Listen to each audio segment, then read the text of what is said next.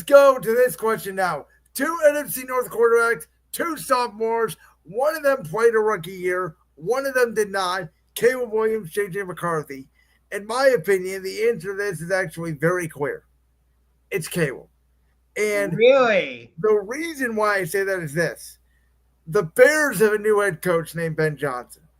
If Caleb Williams does not work out, it's not on Ben Johnson. It's on Caleb.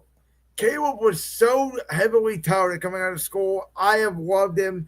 I lauded for him last year at USC. I talked about how good I thought he was going to be this past year with the Bears. It was not meant to be.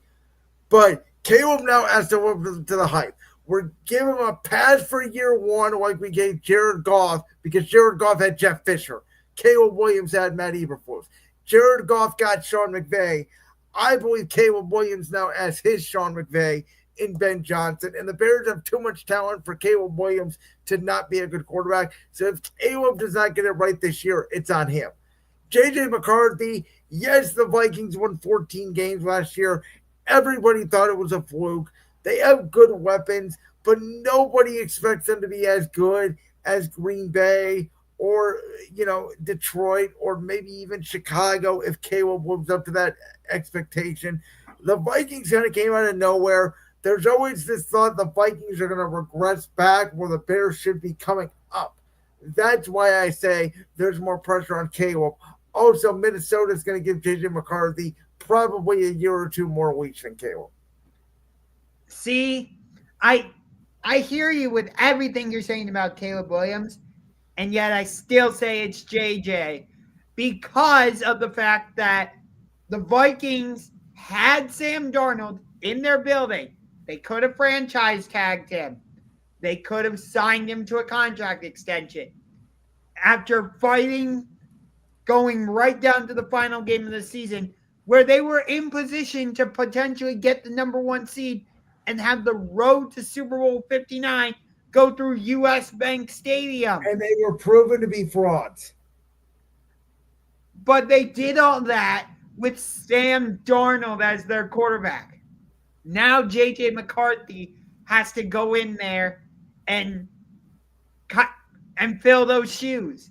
That's why whether you believe the Vikings were frauds last year or not, I'm not saying I believe they weren't frauds, but I'm also not saying that they were. On this one I'm somewhere in the middle.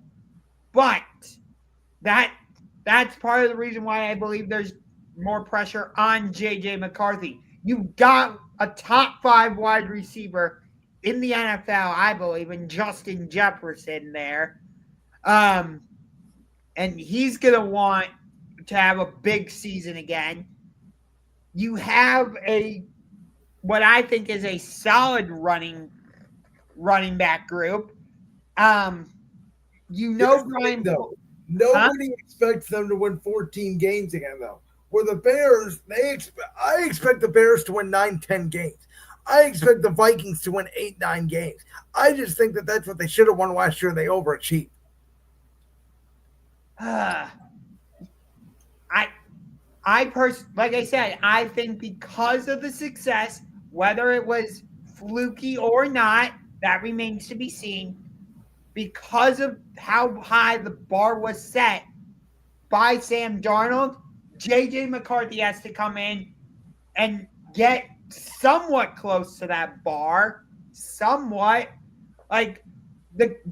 Whereas the expectations, I get it. Chicago brought in Ben Johnson. They drafted Colston Loveland